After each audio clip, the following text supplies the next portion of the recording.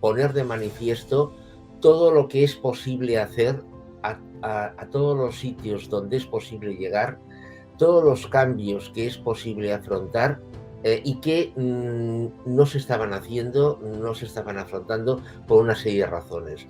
Yo creo que lo más evidente es la tecnología.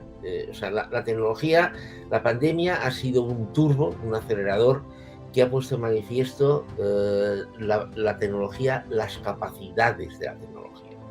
Eh, a partir del teletrabajo, a partir de nuevos sistemas de reparto, plataformas de comercio, sustitución de personas para realizar una serie de trabajos, etcétera, etcétera. Es decir, la pandemia ha puesto en marcha, insisto, nos ha concienciado de que es posible poner.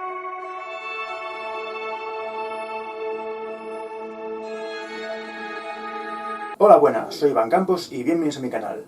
Traigo unas declaraciones de Santiago Nieves Becerra sobre la presentación de su libro, que es una continuación de El fin del capitalismo, que es Futuro, ¿qué futuro?, donde continúa donde acabó El fin del capitalismo, está en el presente y, atención, todas sus predicciones prácticamente se han quedado bastante vigentes en la realidad. Cuando el libro estaba en la imprenta, estalló la guerra de Ucrania, pero es bastante solapado sobre la realidad y es más, posiblemente Santiago Nieves Becerra tenga que escribir un tercer libro por las consecuencias de todo lo que está pasando y ajustar las predicciones, porque estamos hablando de un margen de 80 años y de un nuevo neofeudalismo. Así que, antes de pasar a las declaraciones de Santiago Nieves Becerra, por favor, dale al like a este vídeo y si no estás suscrito a mi canal, suscríbete. Te pido que le des a la campanita para vídeos mismos. Y ahora, sin más dilación, Santiago Nieves Becerra expone ¿qué futuro? La pandemia, el virus, puso de manifiesto, yo creo que o sea, la pandemia ha supuesto muchísimas cosas.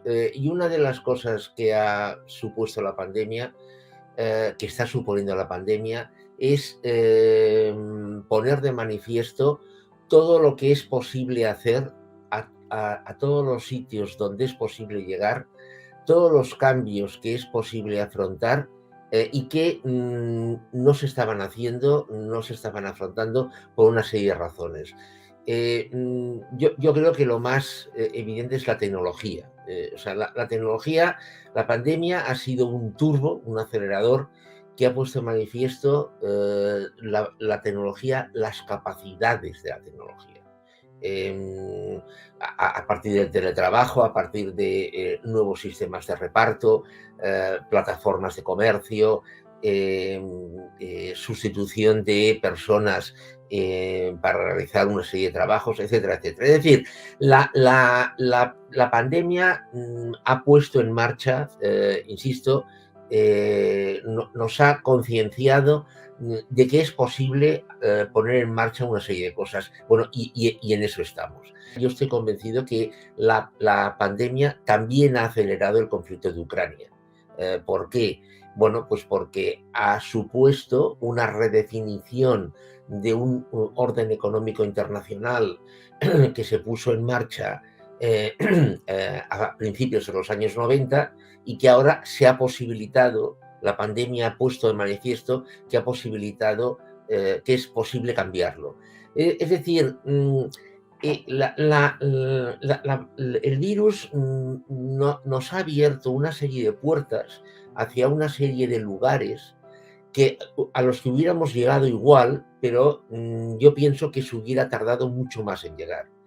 Unos lugares son atrayentes, otros no lo son tanto, unos son realmente oscuros, pero evidentemente es parte de la evolución. La historia ya viene de atrás, es decir, cuando llega el virus recordemos que llega, se manifiesta en noviembre del año 2019 en China, llega a Europa en enero, febrero, marzo del 2020 y luego salta un par de meses después a Estados Unidos. Es decir, en el año 2020 es el año, digamos, del virus.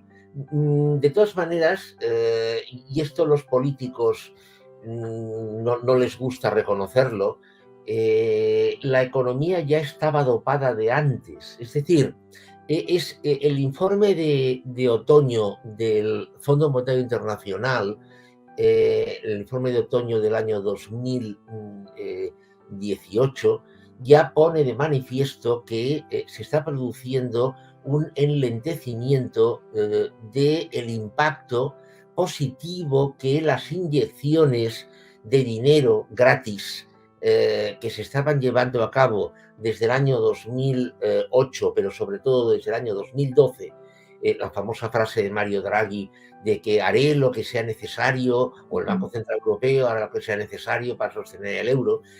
Ya desde el año 2012 se están realizando inyecciones de dinero gratis que ya están dopando la economía. Bien, en estas, 2012, es decir, que sobre todo se acrecienta a partir del año 2014.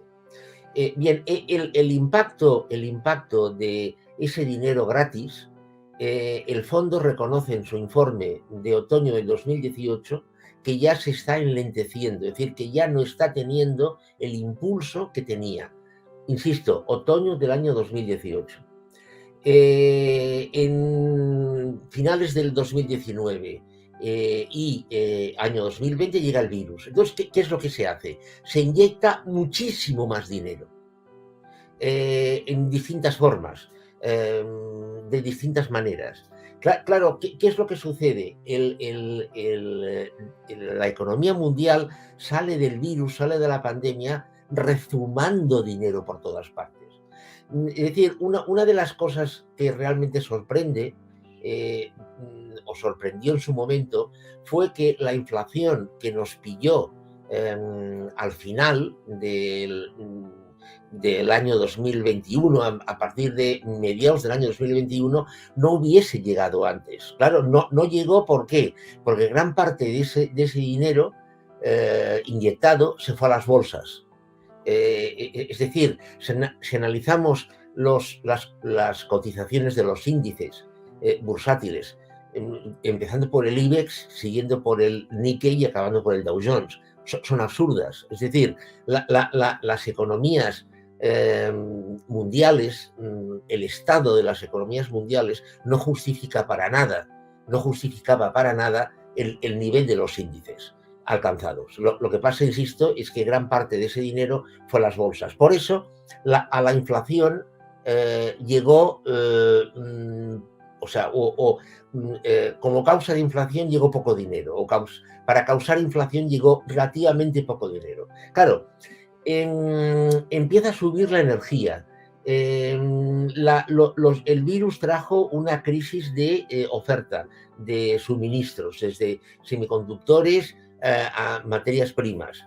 Esto creó un efecto inflacionario que evidentemente se fue realimentando.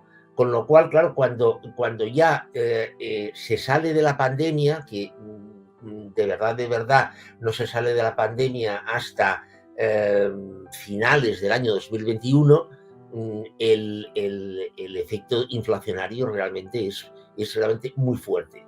Centrémonos en España. En todas partes, pero sobre todo en España, el gobierno ha creado una especie el gobierno, que yo creo que otro gobierno hubiera hecho lo mismo, pero el gobierno ha creado una especie de cantinela diciendo que la guerra de Ucrania tiene la culpa de la inflación. Bueno, eso es absolutamente falso. Recordemos que España cierra el año 2021 con una inflación del 6,5%. Y que antes de que ningún soldado ruso traspasara la frontera de Ucrania, en febrero, a mediados de febrero del año 2022, la inflación en España ya era del 7,4%. Es decir, luego, posteriormente, evidentemente, la invasión de Ucrania ha tenido un efecto inflacionario.